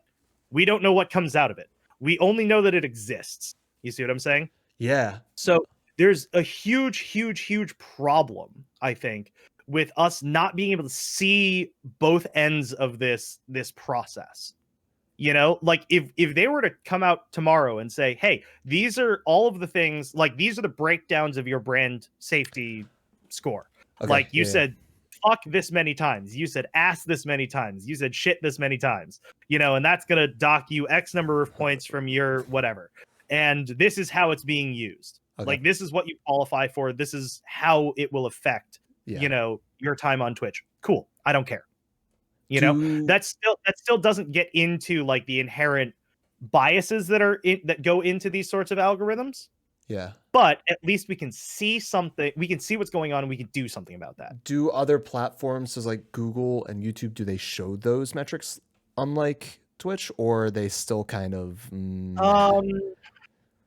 So I think they will show a website their brand safety. It's been a while since I've been in Google AdWords, but like I believe they will show a brand safety score. Okay. And be like, okay, you know, because of these reasons, we have deemed this content to be this, whatever. Which I think is now that you say this and basically blowing my mind. Yeah, it makes complete sense because, like you said, the example Unstable Pisces uses it can't. Hey, Chick-fil-A, completely gone. but like that. But that's exactly it, though, right? Yeah. Like how much information is this collecting on us? Yeah. And how is it being used? That's what we don't see. You know, we just know that something like this exists, and there is nothing that we can do to adjust for it or potentially call out the more problematic parts of it. Yeah. Damn. At first, I was just like, "This is good because advertising, because they take 90% of everyone's ad revenue," and now I'm just like, Russian bots. But like, you know, so it's a very like, you know, for all of the mistakes that Mixer made, and sure, you can say that there's plenty of them, right? Yeah. One of the things that they did very, very well was transparency in terms of brand safety. Yeah. Right. And I know that they were like super called out for it on like policing women's clothing when they first released like dress code guidelines for different like rating tiers. I don't know if you remember this controversy. Yeah. And like, you know, the issue with that really was that it was like only directed at women and not towards men. Like, listen, if you're gonna say no nips on stream, like for everybody. Like, you know, like don't be like, oh, girls, you can't have a spaghetti top dress. That will move you from PG to PG-13, unless you're also like, hey, you know, shirtless dudes, put a shirt on, you know. So like, yeah. I understand why people were calling it out, but in their defense, you know, it was quite literally clearly drawn out that like, if you want to make this kind of content, you must rate that stream this rating. And that was as clear a guideline as you could give, you know? So like I said, in spite of all of the mistakes that Mixer made, like you can point to that and say like, okay, well, at least they were very, very obvious. They were very, very clear about what constituted what and rated where, as opposed to Twitch's rule of like, hey, you know, body paint streams are totally fine, except for this one person who followed all of the rules. We're going to permaban them forever. Like, it is bizarre. Just Twitch always finds a way to kind of put their foot in their own mouth in certain aspects. And it's just so weird for a platform like this. But I don't know, man. That stuff goes beyond me. Now that you've brought it to my attention, I now have to do more statistic work, and I'm not good at that shit, man. Can we get Anime Daddy to bus it? No, I will never bus it. Only for Patreon members. And call to action. Please go to my Patreon. Follow me on Twitter. No. Damn. That threw me for a loop because I was not. I didn't realize you were like in that space. So I'm like doubling down. I'm like trying to not think because I have to keep the chat going. But Jesus, holy crap! I mean, like, listen, I can tell you right now that like this was like a big one for me. Yeah. Like when affiliates got ad share revenue, everybody was like, ad break. Like a few friends of mine were just like, I gotta go pee, ad break. I gotta get up and stretch, ad break. I gotta go do this, ad break. And I'm like, stop it, please. But the kicker is, it'd be different if they were actually getting a decent split from the ad revenue. And then there was the excuse of, oh, then we disable pre-roll ads or whatever. I mean, like, yeah, they do hit. Let's be honest, because some people get like 4 to 5 ads. I mean, part of the reason why I dropped affiliate, I have no ads. I think, guys, I don't think I was. I hope. You might still. Come on, Twitch. Come on. I'm pretty sure, but I also have Twitch Turbo, and you can still get paid for it if you push the ad, and I'm watching you. But yeah, that split is such bullshit. And that's what I was hoping with this brand thing was they'd be able to delegate the ad revenue split a little bit better, but damn. How does the revenue work for YouTube? That 55-45, I think, on like a 13 CPM, I think. yeah. Thereabouts. It's okay. I will commend Patreon until I die. If you can get a Patreon to work for you, which I've somehow sort of managed. Thanks to all Patreon members. You can see down below my Patreon members. But I think Patreon takes 3 to 7%. Hey guys, I know you like emotes and stuff, but does Twitch need all of your money? So it's a weird. How do you feel about that? Like the whole fact of people giving you money or quote unquote donate, it's tipping if you want to get in semantics, but is there any pressure that you got from that or that you feel from direct tipping and subs? Do you think you have to provide more content or have you kind of learned to roll with the whole situation? I'm always shocked whenever anybody is willing to subscribe to me. I mean, yeah, it is exciting. I'll be straight up with you. Like, I am shocked that anybody cares about me at all. Like, no, I'm serious. Like, I'm dead. Like, this is not like some fake humility. Like, I am legitimately blown away that anybody gives a shit about me whatsoever. Oh like, no, even dude! the slightest bit, dude. I told you I was nervous as fuck just to send you the message. Aaron had to like coax me. She's like, the worst he could say is no, and even then, like, what? Okay, I was like, oh man, but he's yeah. People want to support you, dude. They want to support you. I could like legitimately. I don't even know, dude. Like, I could probably. I'd like to think that like, you know, if ever this like turns into something like way bigger than it is now, yeah, I'd like to believe that I would still be shocked that anybody gives a fuck.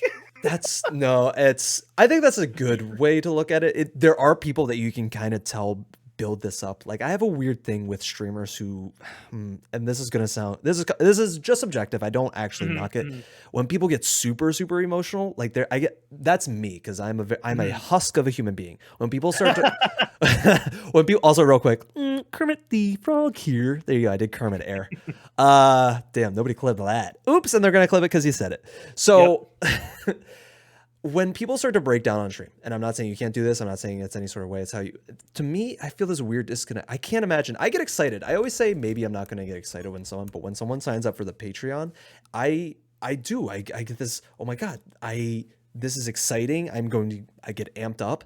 But the opposite, and like I said, maybe it's just me, when people start to break down and cry, or my weirdest thing is, have you seen the streams where, say, someone's having a really bad day, and they're just like, they start crying, they're really emotional and vulnerable on stream, and then people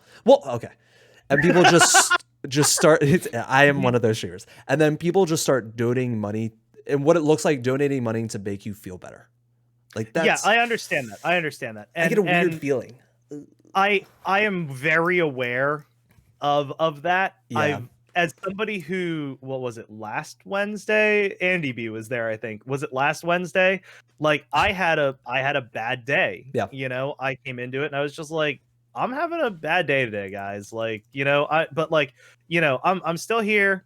Like I still want to chat with you all, et cetera, et cetera, et cetera. And yeah, like I never want to, like, I really don't ever want to be accused of that. Yeah. Because that's not my intention. Yeah. You know? You would hope. Like my intention, yeah. like my intention is always like that I talked earlier. There's this term, what you see is what you get. I was gonna just say WYSIWYG, WYS. Love it. Put it on a shirt. WYSIWYG. Like, you know, this was a term that Oceanic taught me. But like I'm very much a WYSIWYG streamer. Like, you know, I'm not gonna sit here and put on a front. Yeah. And say like, hey, everything's great. Like, you know, hide the tears away. You know, like I feel like, and it goes back to that idea of being a genuine connection with people. You know, I don't want to fake happiness on stream for the sake of the show. Yeah. You know, like if I'm not having a good day, I want to be able to tell you I'm not having a great day.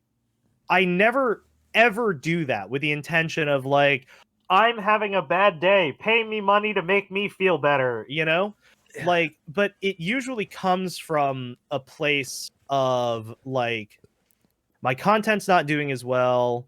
Like, this was like one of the first times that I had a dip in my follower count on TikTok. Like, that was a huge part of it. And like, you know, I know that, like, you know, losing followers is a thing, and I've kind of like started to like adjust my mindset on that a little bit. But like, you know, I saw my follower count plateau and then dip for the first time, and it brings up a lot of those emotions of just like, oh, nobody gives a shit about you anymore. The content that you produced up to this point is crap, and nobody actually likes you. Everybody only tolerates you, and you know, you have no friends. Everybody secretly hates you, and like, it's that thing that builds on itself, you know.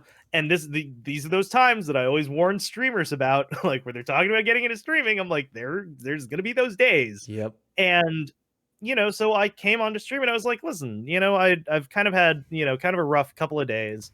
I haven't been sleeping well. Like, you know, my TikTok content's plateauing. Like, you know, so I you know, that's just how I feel. I'm just being honest with you.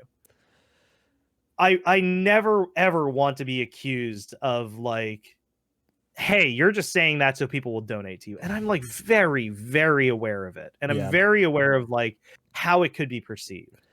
And I guess it bothers me a little bit that like somebody could potentially turn that around like that in a way that like paints me as like, you know, going back to that idea of being a grifter, right? Yep. Like, I can't cry on command. Like, if I could, oh my god, I would have so many more career options. Like, you know, I am not that kind of person who can just be like, ta-da, and I'm sad. You know, like I am just like me. That's all it is. I am just me.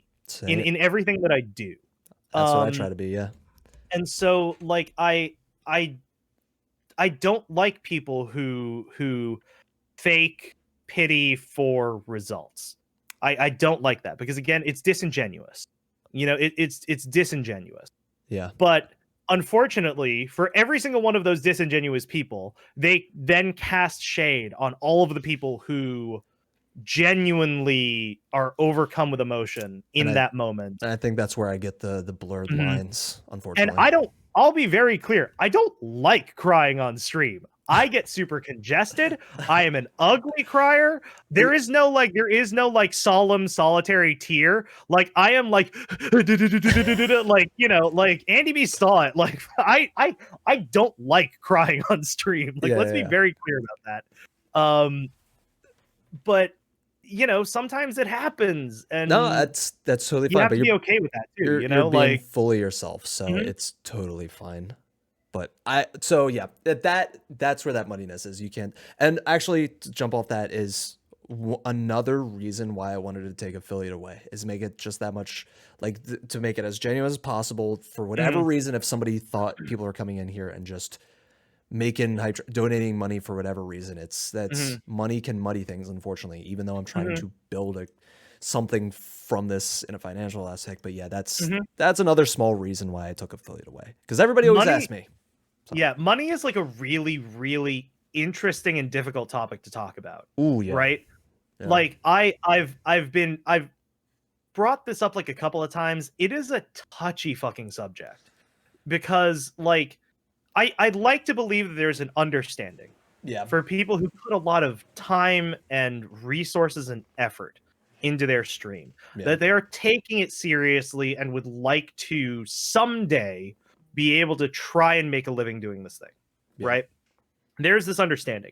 But at the same time, if you don't go about doing it in exactly the right way that the Twitch mob agrees that you should be doing it, then you're a sellout. You're a sellout. You're doing it for all the wrong reasons, et cetera, et cetera, et cetera. Yeah. So like when we talk about those individuals who are just like, you know, there was those two ladies that got like really in a lot of hot water because they were like, how can you watch me for hours and not have $5 to pay to like for the content that I produce? Like, on the one hand, I don't agree with the messaging. I don't agree with the way that they said it. Yeah. I don't agree with like any of that. The part of that was also it was a marketing strategy. They knew what they were doing. It was. Yeah, it was. Yeah. It absolutely was. But, you know, just taking their words at face value. Yeah. At the same time, when bills come due, if this is your only source of income, holy shit, the pressure that you feel as a content creator goes through the fucking roof. Yeah. All right. Oh. So, like, how can we as streamers say, like, hey, I'm struggling to try and make a living off of this, and you know, I need to figure out how to monetize my content in a way that will allow me to be stable. Yeah. Without treading into that territory of, like, you're all broke fucks, how dare you? Like, yeah. like how do you do that? Because I don't think there is a good answer to it. Like, there are some people, I have been streaming on this channel, my channel, for like 3 and change years now. Okay. I have not put up a sub goal until like a month ago, because I personally found it really distasteful. I was just like, ew, sub goals? Like, you should be streaming for the love of streaming, like, whatever. And finally, I am in a financial situation now where I'm like, I need to figure out a way to, like, try and pay my bills off of this. And so I was like, let's try it. Let's see what happens. And, you know, like, have the subs instantly, immediately started showering down? No. Like, you know, like, it's not like in just put up number, get subs. Like, it's not that easy. Right? Damn. That's what I'm told by some Twitch tip people. No, not really. Go on. Yeah. But like I'm then again very well aware of that idea of there's going to be some people who see that and be like, you're an e-beggar. You're an e-beggar. You just want to, like, blah, blah, blah, blah, blah. And it's like, yeah. I love that. E-beggar. Yeah. Have you not heard that term? No, that's new. I always a new term. Mm-hmm. Go on. So, how do you approach the conversation of monetizing your content that isn't going to piss a ton of people off? Because I feel like for all of the people who are like, so and so is a sellout, what they're really saying is, I want you to suffer for your life. You know what I'm saying? It's like, you should pay your dues. Yeah. Like, look at all of these people that are making millions. Like, they all paid their dues. You should pay your dues. You don't really understand what being a streamer is until you've paid your dues. Like, what does that even mean? You know? That is such a hot topic, because if somebody's been grinding for years on Twitch and they've made no progress, which is usually to no fault of, or to fault of their own. I've heard whatever, you know what I'm trying to say. Is, you know, maybe they didn't put on the work. Maybe they didn't go through the proper ways. They think they've been putting in enough work, and then you see someone else blasting off and doing the right way, doing calls to action. I was talking with Gemfully, who I had the pleasure of being on her show the other night, and she said, I can't tell people to sub to me. I hate it. I hate the idea of, but it's like, if you want this to be a career, you need to treat it that way. People are going to look at you once you start making money, and they're going to say, what are you doing? Why'd you change your mind? I thought this wasn't about the money. But it's like, if you have to make that shift, you have to be able to have those call to action. You have to be able to, The big thing was, when I started doing this, I came across an Octwolf, and he got banned on Twitch because he did the match trick. I don't remember that. And he's like, this is my income. I can't. And it, like, dawned on me. And that's at that moment when I started to really get into, like, this whole atmosphere of streamers and yada yada. And it's like, entertainment is very important to people, because if you want to boil it down to not just entertainment, like creating these community spaces and whatnot, but you go to the movies to escape. We create these communities to support each other, to support for sport, you know, how not dip into that, but like it really is an endeavor worth going for, because even though it might not seem as important as, say, like rocket science or, you know, something that's changing the world, you're still creating something for someone that helps them in some sort of way. And that's an endeavor that you should pursue financially. And you shouldn't be afraid to go at that. But there are always going to be people that want to attack you for that, because either they're not going about it the right way, they're not making money, or for whatever reason, it seems disingenuous. Man, so many words, Jordan. And it's like a really, really touchy subject to navigate, you know, like, because, like, there's no way that you can talk about trying to monetize Twitch without it coming off like you are trying to sell out, you know? Like, as much as Raid Shadow Legends is an absolute meme. Like, listen, if they came out tomorrow and were like, hey, we're gonna pay you like $10,000 to shout out Raid Shadow Legends for a month, cool. Like, I'm sorry, like, it costs money to do this. Yeah. People have bills to pay. Like, I get it's a meme. Personally, I don't like recommending things that I don't personally use. But if somebody comes in and drops fuck you money, there is a huge portion of streamers that are just going to take that and run. Like, a huge portion of streamers that are just going to take it and go. Yeah. OTV literally shouts, like, they have like a continuing sponsorship from Raid Shadow Legends. Yeah. I can guarantee you none of them fucking play that game. But like, their Raid is paying them like tons and tons of cash to be able to do that. And at some point, you cannot look at a check on the table and say, I can turn this down based off of my principle. Like, okay, maybe they can, because they already make a fuck ton of money. But like, there are a ton of people that are like not in that realm, where like that $500 check from this company to shout their company out will mean the difference between them, being able to pay their rent comfortably and them having to go paycheck to paycheck. Yeah. Me personally, I've never actually, like, all creators, because I've always come up in a sort of creative background, is the selling out. I think someone mentioned selling out in the chat. The only sellout I know is the song by Real Big Fish. There's no. I love that song, by the way. Fucking Ska. You know what Ska's great. Of course I know what Ska is. I have a fucking Streetlight Manifesto flag hanging over there. I keep coming across people that don't know what Ska is, and I'm like, what are you talking about? Oh, Nubbins, we just became best friends. We're going to do karate in the garage. Yeah. Anyway, it's take the check. It can only get skeevy if you make it skeevy. If Raid came to my stream, hey Raid, what's up, and said, just shout us out, play the game for a stream. I'm like, okay, sure. Maybe people won't show up to that because that's not my brand. Do you know who you're talking to?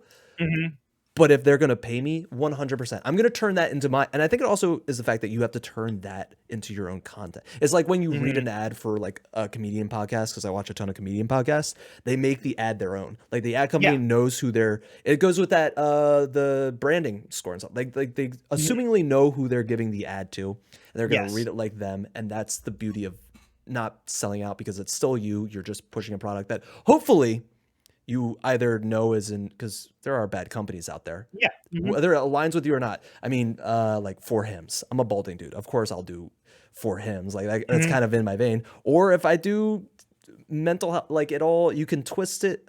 Twist is a bad word, but you can make it work for you where you don't look like you're selling out. And I don't think people should be afraid of money is the ultimate goal of that whole conversation. Like, and there are certain protections that I would want in place for myself. Before saying that, like, I wouldn't want to do an ad read as they write it. I would want to write it in my own words. Like I would crack jokes about like, hey, at the end of your For You page, and you're working on a really, really tough one on the toilet and you've got nothing else to do. Is YouTube boring? Check out, this thing. Like, like I would want to like phrase it in a way that's kind of like, listen, I know, and I know I know. So like, let's just ignore this and move on. But shit. Yeah, stream monetization's tough. That's a nut that I am still trying to crack, honestly. Like it's tough. We know. Yeah, I don't know if you've noticed. If you edit, hey, if I said like this whole podcast, I'm going to know that I said like because editing. Okay, we're getting up to 7. We're getting if you want to hang around for a little bit, we're going to do some Patreon content. I usually have like an after show where I ask your opinions on other creators because I'm an asshole. Stick around. Any questions from chat? Anything you wanted to bring up before we head out? Anything particular you want to talk about? Or do you think we did the streamer tip? I always hit that. I usually have lightning round questions, but dude, thank you so much. No, it's fun. I had a great time. Were you nervous to come on? It's always I honestly, like, I appeared on like Girl Crush a couple times. I've appeared on that impromptu one with Corporate Brit. Like I've done enough, like, I guess, like podcasty type stuff that like I'm just like, all right. But again, it's also just like for me, it's like, again, WYSIWYG. Like I'm not gonna like come on and say anything that I don't, I don't intend to be on the internet. So like Yeah. I can be like really sort of lax with these sorts of things. Like it doesn't That's like bother perfect. me. Anime Daddy, am I Twitch talk? Cosplay, I'd consider you Twitch talk. I mean, you have 2 viral videos. Can I get on the show? Cosplay, you were on the show. And also, yeah, we're definitely duking out. Cosplay and I are going to go up against each other in Smash Bros. And I'm going to win. And Cosplay, we can do that live on stream so I can embarrass the hell out of you. I'm going to embarrass myself. But, hell yeah. Yeah, but not official. Cosplay, I'll set you up. You're going to have to wait till fucking... I can't believe how much this just blew up. Tooting his own horn. Like I can't... For the most part, people have reached out to me, which is bonkers. Is absolutely bonkers. Like obviously, I was nervous as hell to message you because I was like, he doesn't like. I don't know. Again, I don't understand that. Hey, I mean, dude. I'm not saying I don't believe you, but I just Yeah. don't understand it. How do I become a part of Twitch Talk? Honestly, I don't think I'm a part of Twitch Talk. I weaseled my way in, Joey. Let's be completely honest. I'm just in everybody's comments because I have their notifications on and I love what you do. Basically, I'm dating everybody on Twitch Talk, whether they like it or not. But yeah, I'm just relevant. I think that's how I'm on Twitch Talk, so and so. So, but yeah, real quick, the podcast you do, podcast with the other guys. Unfortunately, I don't remember their names. I love those shows where you guys go into tech and stuff. What is that? Can you explain all that for everybody who doesn't know? So yeah, that's a show that DS actually approached me for that. It wasn't my idea. Okay. This was before we started getting to before I started getting really into like the Twitch tips stuff on TikTok. But he approached me and was just like, hey, I've had like some really, really great conversations with people about like computer parts, and I really love like computer parts and cameras and microphones and all that. Like you know a lot about this stuff.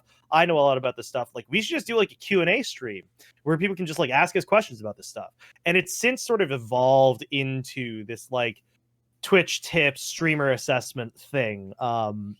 Because basically I saw an opportunity where I had him and Oceanic, who is like just an absolute whiz when it comes to computer components. Yeah. I was just like, holy shit. Like the three of us can actually like take the stuff that I'm making on TikTok and transition it to a live format and like turn this into a thing. And yeah, and then from there, then I started moving away from like making the TikTok videos about like streamer assessments, because I was just like, this makes more sense in my mind. I love those shows. I've been showing up. I love any sort of like podcasty sort of thing where everybody's in there. I just, for whatever reason, it creates this camaraderie and whatnot. So please keep doing those because I love. We plan on it. Yeah, we're gonna keep going until I don't know. I don't even know like what the end point of that would be. The point at which we're just like, all right, we're calling it quits. Ooh, okay. I don't know. So let me just hit. What's your current goal? Like, what's your big goal that you kind of want to hit right now? I would love to make partner. I am not going to do. I'm consciously not going to do a partner push. They're tricky. Because I know about the partner slump. I've seen the partner slump firsthand. Yes. Or secondhand, I guess, from like other streamers. Yeah. So I do not want to do a partner push. Like, if I could be reaching, I don't know, like by the summer, like being able to like start ticking those boxes for partnership, like that would be really cool. But I also know that that is like a huge, like that is purely aspirational. Like if I can get to like 50 or 60 consistent sometime this year, that would be a huge accomplishment for me. Absolutely massive accomplishment. Okay. So, like I am at a point where like between the freelance work that I do that I have consistently and like the good months on stream, I can probably support myself. Okay. Probably. Like I'm like right here, But I also know, but like this comes back to that financial thing. Like if I were to do the financially sound thing and go get a full-time job, yeah, my stream, my TikTok, all of that is going to start getting pushed to the wayside. Right? Yeah. Because I can't just like dip off at lunch for an hour, film 3 TikToks in an alley in my office building somewhere, and like, try and make that meaningful, good content. Yeah. I can't be on my phone, responding to people's comments, like stitching people, like doing all of that stuff. Like, if I were to get a full-time job, my content creation would invariably have to dip down by a respective amount. Yeah. Right. So it's like that. And that's like a really, really tough sort of crossroads. Right. Where it's like, okay, do I try to get the full-time job and do the smart thing of like trying to be like financially stable, Yeah. or do I do the risky thing and try to see where I can take this to its logical end until something tells me like this is it, like you can't do this anymore, so it's a tough situation. It's a tough situation, and Yeah. I would love to be able to do this. I would love to be able to do TikTok and Twitch content, the way that I have been, and be able to support myself. Can I do it right now? Probably not. Could I do it with like potentially another part-time gig on top? We're starting to get into some slightly more possible territory there, so like if I was able to reach a point of relative stability this year, that would be incredible. That would be amazing. Okay. So we have two things and then we're gonna wrap it up. Is the fact that my favorite thing is if you can somehow make stream work for you in some way. Like if I could turn this into an editing job, like if I could edit, or social media marketing, even though I wouldn't say I'm an expert, but like that's what Kat the Mao earlier, she got her job. She said she got her job because they found out she streamed and they went through her social media and they were like, oh, you have the job. And now she has a remote job where she basically does that for a company and gets, I assume, paid pretty well. Cash, what's up, Cash? McQueeb says avoid it at all costs if you can, which I think, McQueeb, are you saying don't go full-time job? In which case, very hard, because I'm the guy, I stopped doing the I know you did a couple the other day because you were answering Q&As, but I try not to do any TikToks anymore in my truck, as badly as I want to do those. I try and keep it out of the truck. But yeah, it's tough. I work a full-time job and it's been getting harder, and just the thought of taking away. I mean, shit, I have so much I want to edit to push on YouTube because my stuff lives on YouTube. So, getting myself into the industry. There you go.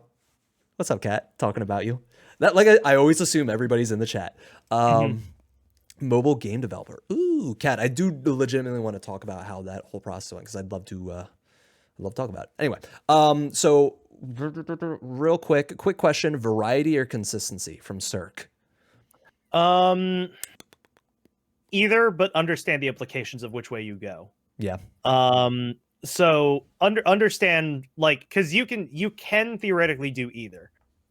Being consistent in one game will give you name recognition within that category, especially if you're within the top, first drop down of people on the browse page. Getting there is really, really tough. So you need to pick the consistent game that you want to play very, very carefully. Yep. But also know that you are intrinsically tying your stream success to forces that are outside of your control, right? Yeah. So I used to be a semi one-trick streamer. I used to play a lot of this game called Dauntless. Then they started making some design decisions that I really didn't agree with. And so I needed to find a way out. Luckily for me, my TikTok stuff was starting to like take off at the same time that was declining. So the relative hit to my viewership was sort of leveled out. Yeah. Right. Yeah. But the number of people who used to watch me on Dauntless, the vast majority of them don't watch me anymore, because they came to watch me for Dauntless content, because I was known as a Dauntless streamer. So I know people who didn't, supplement their viewership with viewership from other realms, and they've gone from 50 to 15 to 20. Yeah. So know that if you are playing a live service game, because those are the easiest ones to one trick, right? Yep. Dead by Daylight, Destiny, whatever, like COD, whatever. Like those live service games are easy to one trick because there's always something else to be doing. Genshin, thank you. Yeah, like there's always something new coming out. Like they're always pushing more content to you to try and retain that player base. Yes. Right? Yeah. But if they decide, hey, we outie, we're not supporting this game anymore, see ya, then what's going to happen to you? That's going to throw a huge wrench in what you're doing. Yep. So you need to pick the game that you are planning on consistently streaming very carefully. On the flip side, if you pure variety stream, Yeah. that is really tough because there's going to be some measure of people who come in who are like, oh, I love watching people stream this game. And then when you're done with it and move on to something else, they're going to be like, all right, well, I like watching people play that game, so I'm going to go find somebody else, Yeah. So, but at the same time, those people who you get variety streaming, they're there because they want to watch you. Yeah. And that is huge. Yeah. That is like really, really important. So, understand the implications of which direction you're going, because each one of those has an implication. Yeah. I think that's a big thing when people start to dial in on Twitch, is they don't realize that there are those gray areas for sure as far as succeeding. And the real thing there is finding your true. Do you know the whole 1,000 true follower theory? No, actually. I feel like I know where you're going with it, and it might have been phrased in a different way, but let's hear it anyway. It's a whole article about finding your true followers, basically the people there for you. If you can make a modest living, so say right now I have my Patreon, pushing my Patreon, promoting call to actions, and it's $10.69 a month because noise. If I have 1,000 people sign up for that Patreon, that's $10,000 a month. Yep. That's more than a modest living. If I have 500 people sign up for that Patreon, that's 5,000. I almost didn't do math. I almost mathed, everybody. Those metrics are, if you find your 1,000 true followers, whether it's through one avenue, whether it's through merch, you get enough of those 1,000 true fans, if you will. I know there's a lot of people that get very weird about calling your audience fans and friends, and there's that weird. Yeah. Ooh, that's a whole conversation, which we don't have to get into, but which I would love to get into, but we don't have to. But it's the 1,000 true follower theory. Is you don't need to be someone with 1 million followers. You just need to have a core audience. And what I'm doing right now, I feel is just that. I'm making very slow growth, and I love it. I had my one viral video with Lexi, and that's fine. I got a nice influx, and those are great. But at the end of the day, the real, and she even said it, the videos where she got her true followers, if you will, fans, were where she was emotional. She was true. She showed who she was, and those people have stuck around. That's your core audience. That's who you're looking for. And that growth is the slowest. Obviously, virality can help with it, and doing certain things like sticking to a game can help. But once again, it's important to remember that virality is just exposure. It's not virality is not going to necessarily it gives you the better probability to find a couple more true followers, right? It's the same thing with raids. Possibility of finding a consistent follower. It is not a guarantee of consistent followers. Yes. Oh man, so good. All right, everybody. Damn, I could keep going, but I will. Yeah, I was gonna say listen. I'm happy to go for as long as you want to. I need to walk the dog, and I'm actually your time too. So gonna be. Oh man. Okay. We're gonna raid out. I'm sorry, everybody. We're gonna stick around and talk. I'm gonna talk shop with you a little bit. Yep. Afterwards for Patreon. So if you are so inclined, there will be Patreon content. You guys get shout outs, free things. But besides that, you guys being here has been fantastic. Everybody who's been in the chat, freaking love you. I love seeing your names. This is part of, I've been, for lack of a better term, networking, as I get to meet all of you cool people. I literally recognize your names because I see you in the comment sections. So everybody, Nubbins, please elevate your schedule, everything you do, give all that good stuff. So the next stream is going to be tomorrow, 8:30. We're going to be doing the Tech Talk Twitch tips stuff. So if you are a streamer, small, big, whatever, I don't care. If you're thinking about getting into streaming, if you just want to build a gaming PC and have no idea where to go with that, feel free to come ask us questions. We love answering them. Monday, I think I'm actually going to try and beat Sekiro because I learned a lot on Friday, and I really don't want to lose that. Normally, I stream other games on Monday, but I might just devote it to a Sekiro stream. So you want to see me struggle on a boss fight and make slow progress, like we said, that is one. And, in any of my streams, you can feel free to ask me whatever questions you want. I will always try and answer whatever questions you might have because I like talking about stuff like that. Also, we may be launching a podcast at some point soon. Oh, yeah. That's first details, but still not sure when that's going to happen. But a couple of my good friends were like, "Hey, you remember that idea that we had about like doing a podcast? We should do that." And I was like, "If you're willing to edit it, I'm willing to be a part of it. Like, just help me out with that part of it, and I will happily like co-host whatever." So we might be starting to do a podcast soon. Don't know when. But yeah, other than that, Monday, Wednesday, Friday, 6 p.m. Eastern until whenever, and then Sundays at 8:30. That is my stream schedule. So you can come find me if you like seeing my face and hearing my voice. Pew, pew, pew, for all those YouTube peoples, like, subscribe, comment, go check them out. It will be linked in the description. Oh my God, podcasts. I love podcasts. I want to help. That would be an ultimate goal too, is creating like a podcast network where I help people start podcasts and like create this. Anyway, besides the point, I'm going to raid you guys out. We're going to raid out to stick around #GurtGang because of course, I don't know. That's what we're doing now, I guess. Who should we do? Unstable's on. Blah, blah, blah, blah, blah. They're not playing a game I like. You know what? Fuck it. We're gonna do Unstable because he was hanging out and because I love Unstable. I have a crush on him and don't tell him. And that's how he's an attractive man. Well, he just shaved his eyebrows, so I did see that. Yes, still works though. Still works though. So works. Oh my goodness. All right, let me see if I can spell this right. Spelling. I almost didn't math. Fantastic. We're doing it. Everybody, thank you so much. Monday streams, 9 p.m. Otaku Talks. I might be skipping this week, but Wednesday is going to be a big one. Complain Cast, 9 p.m. Eastern. I'll see you crazy peeps out there. We're going to talk Twitch Talk drama. Hopefully going to talk to some women streamers and get their thoughts on things. So that should be cool. So be a fun one. Bye everybody. Later. And we are rating, and Jordan needs to remember to stop the stream. Very important. Start watching Mature. Homeboy's gonna think I have a crush on him. I think this is like the third time I've rated him. My list has gotten so small.